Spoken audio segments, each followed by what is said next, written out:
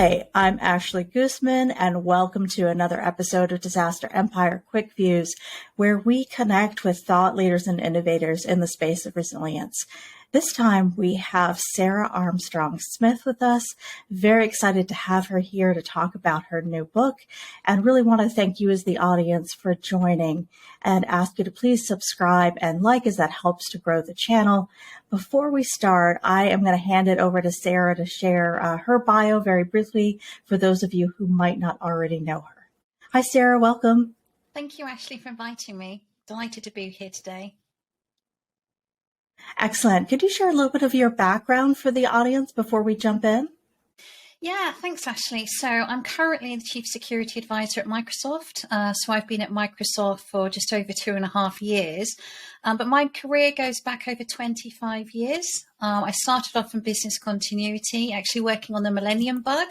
I think a lot of IT professionals probably started there. And I think my career has really pivoted from there. So from business continuity into disaster recovery, crisis management. I've been working in cybersecurity for over 15 years, and that's kind of under the umbrella of resilience. So that's from an operational perspective, but also from a strategic perspective as well. And my role at Microsoft is really to liaise with Microsoft's largest enterprise customers. They tend to be at C-suite level, so CISOs, CIOs, CTOs, etc. And it's really trying to understand what's their challenges when it comes to cybersecurity. So what's keeping them up at night, and really then looking at not just the here and now, but what does the future hold as well. So it's really exciting. Thank you so much for that. It's amazing how many parallels there are between many of us. I started off work in a contracts department at Y2K, so I kind of talk about it as the kind of the early precursor of the work. Well, hey, I first became aware of you with some LinkedIn posts you shared about your new book, Effective Crisis Management. So really wanted to have you on to talk about that. Can you share with the audience what motivated you to write the book?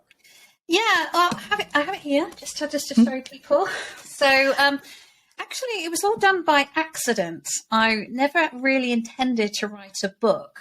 So really what happened in Cybersecurity Awareness Month last year, I actually published across the kind of the whole month. I had a daily update, my A to Z of crisis management. And it was really, again, looking back over the 25 years of my career, really looking at what are the key attributes when it comes to being an incident and crisis leader. And I really wanted to share some of my experiences as well. So it's written in the first person. It's not a textbook. It's really about looking at case studies, those experiences, bringing some of the what's a good response, what's a bad response, and kind of what we learn from it. And so I had this kind of A to Z, and one of my colleagues in Australia said, like, well, you should really write a book. You should. And I was just like, yeah, like I've got time to write a book. And then he approached me with other publisher, and they said, oh, can we have a synopsis? And I was like, okay, I'll write a synopsis. And then come June of this year, they said, we'd really like your first draft of manuscript by August. And I was like, ha! So we started typing away. And it was really important to me that come this Cyber Awareness Month, this October, I had the book available. So it was on pre-order. It was actually came out at the beginning of November. And I've really brought the whole thing to life. So it's still, I've kept the A to Z. It is the original A to Z that I started with last year. And I've really just built upon it. So it really talks around some of the attributes. But really what I'm trying to do is how do we turn all of these negative scenarios into opportunities? And that's really a kind of the key focus of the book. I mean, things are going to go wrong, and they're going to go wrong spectacularly.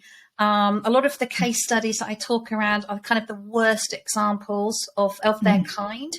So I talk about 9/11. I've utilized a colonial pipeline ransomware attack.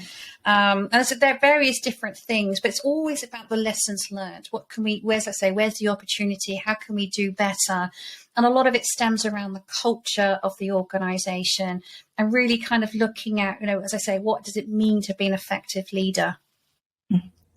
Great. Thank you for that. I am sorry I missed those. So I am really looking forward to reading your book. So really great information there and so much that we can all learn, I think, from the case studies. And I'm looking forward to your analysis of each of those.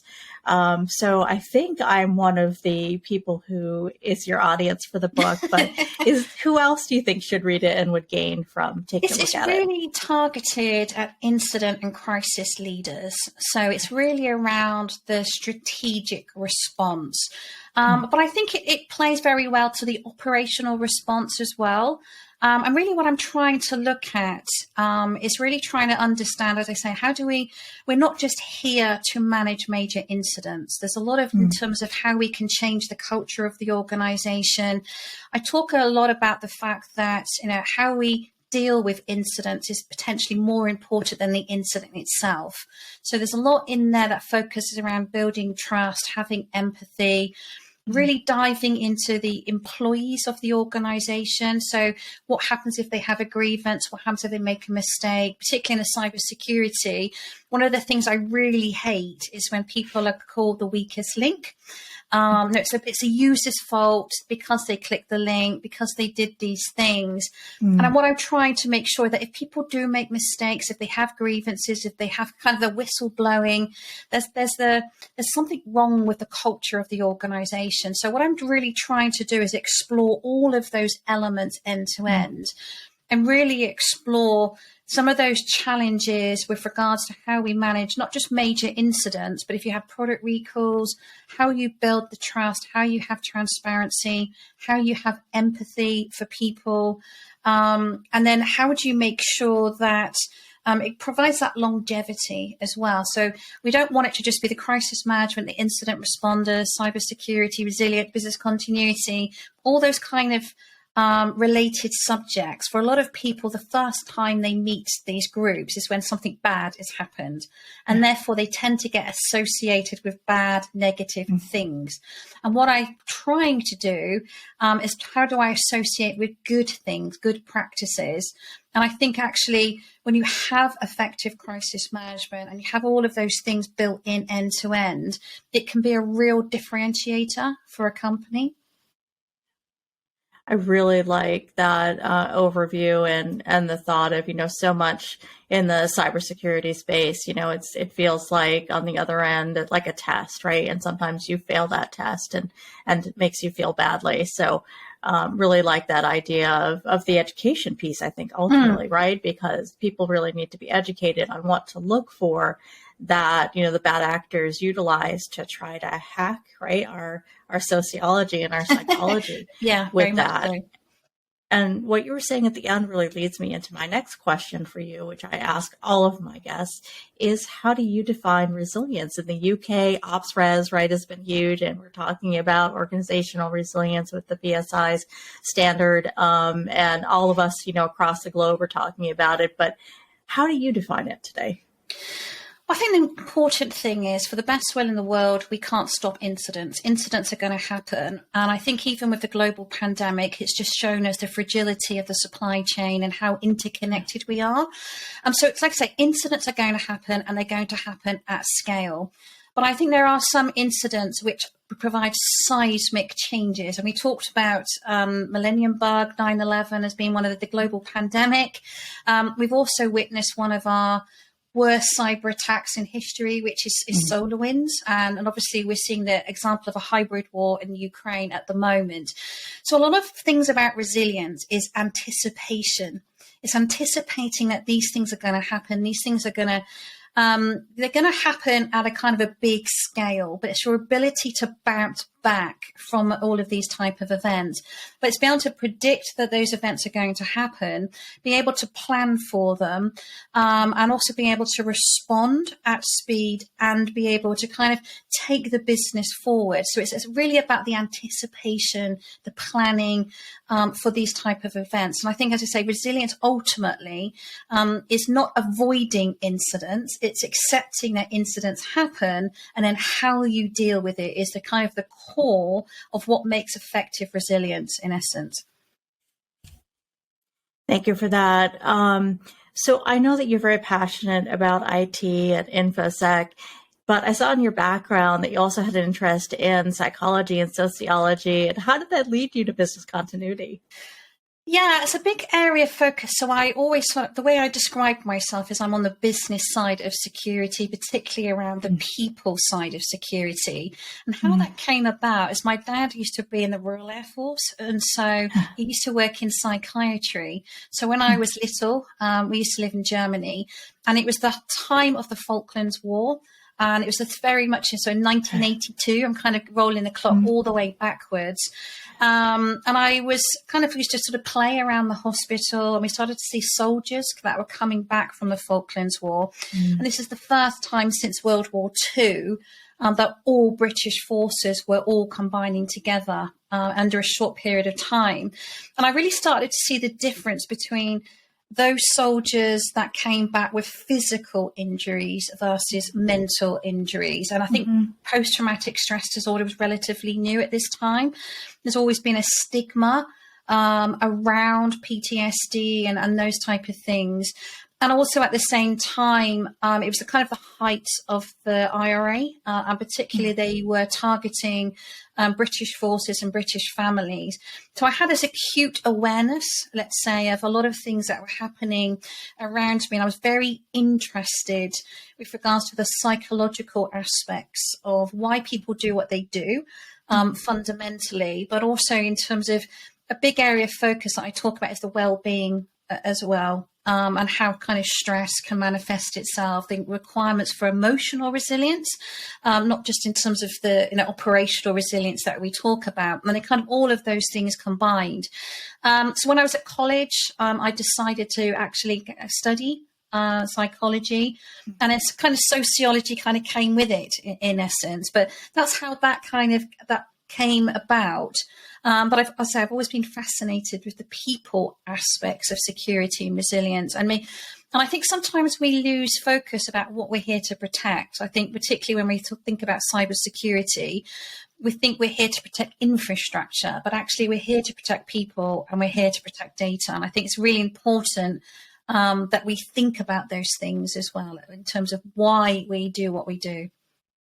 I'm such a huge fan of that holistic approach. So thank you so much for highlighting that, and what an interesting journey into the work. So it's great to hear that others are aligned in a similar way. I started off in the mental health and social work aspect years ago, and then somehow it led me to the Red Cross, and then on to the work. So yeah. So thank you so much for that. And, I wanted to talk to you about, because I think we're all aware cyber attacks are on the rise, obviously concerns in IT infrastructure, networks going down, outages, et cetera. What is your take on, why do you think they are on the rise right now? I think a lot of it is because it's so easy to be a cyber criminal these days. You don't need to understand IT, and you really don't need a lot of money.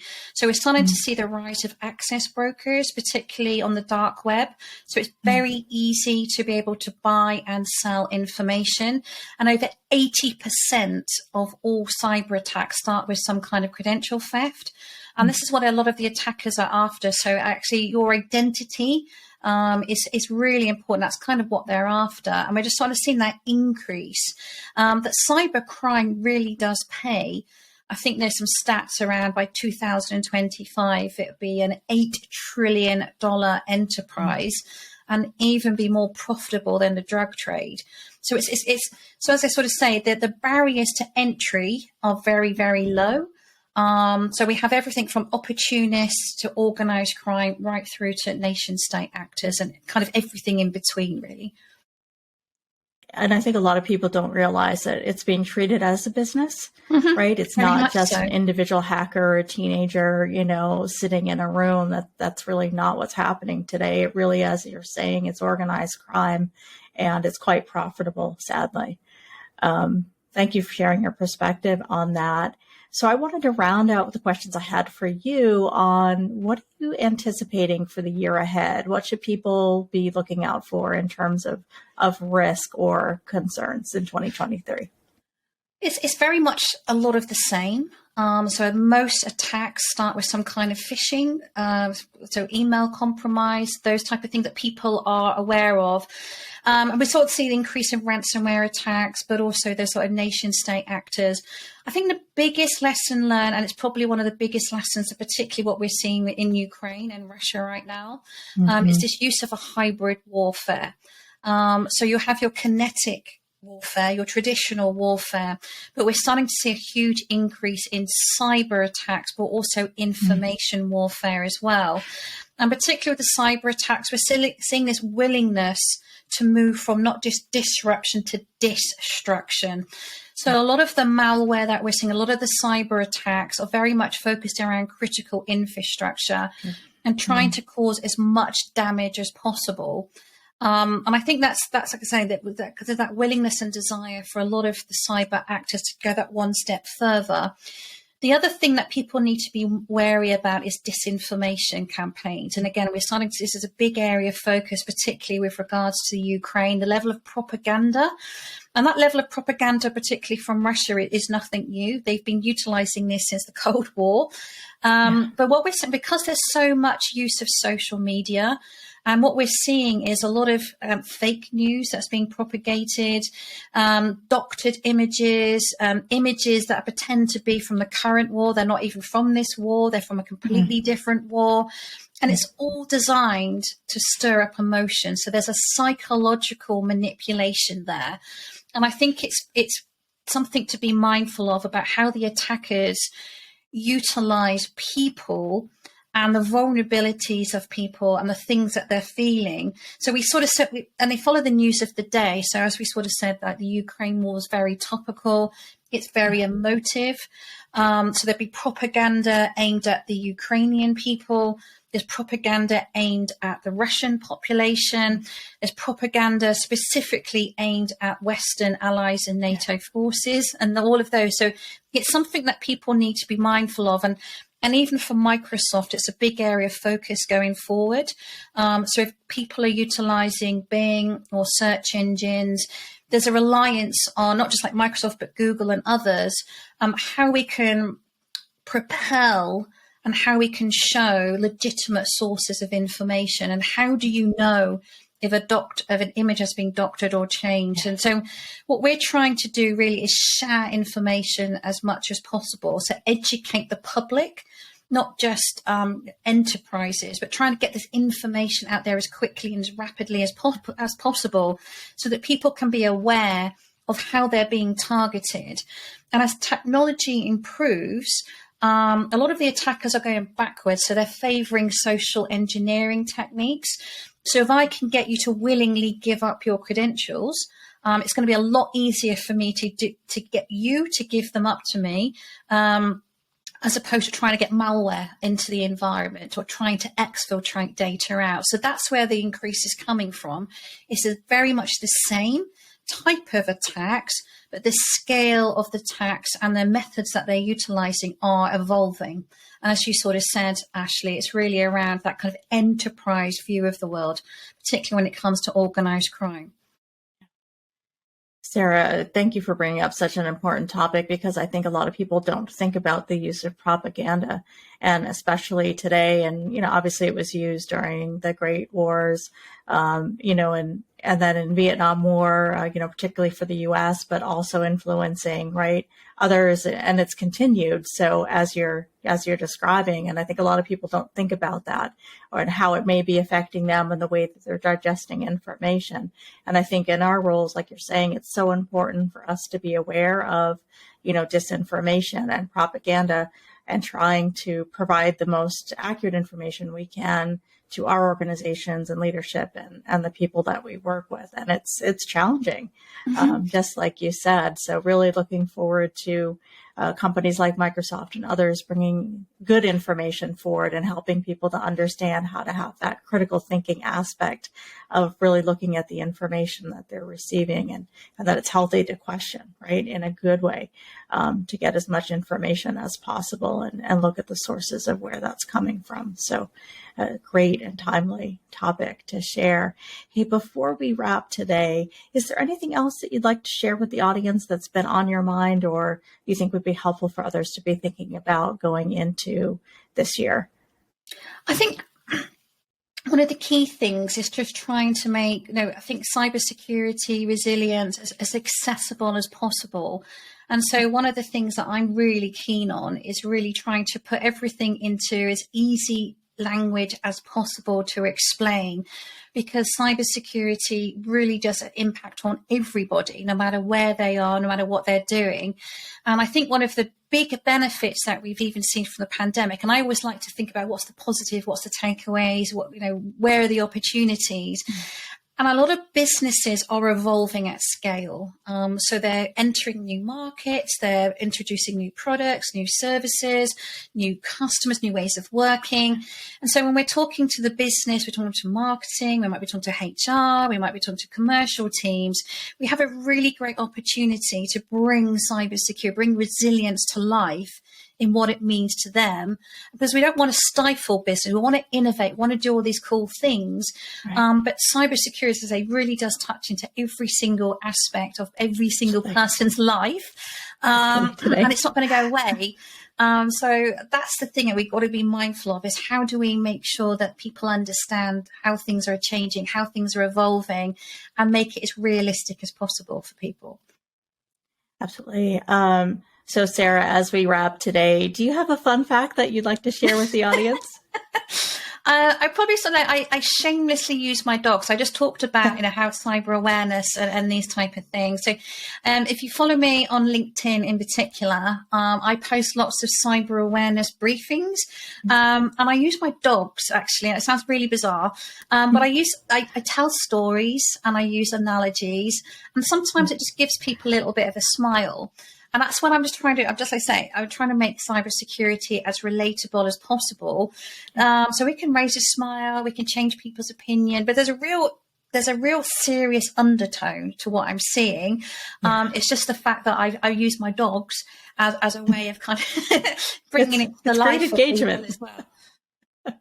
It definitely gets me to really look at information. So, hey, like I said, it's good engagement. So thank you for sharing that. And how many dogs do you have today? I have 3 at the moment. Yep. Yeah. Excellent. Well, I really appreciate you coming on the channel, Sarah, and sharing your perspective. Thank you so much. And I know the audience appreciates it as well. If people want to connect with you, what's the best way to do that? And where can they get your book? And I'll make sure to put links below. Well, you can connect with me on LinkedIn and Twitter. My book is actually available. You can buy it from Amazon. It's on Google Store, Apple Store, and from various bookstores. So yeah, it's widely available. Great. I'm looking forward to reading it and would love to have you back on to talk more about the details in a future episode. Well, thank you for inviting me. Thank you so much. Thank you.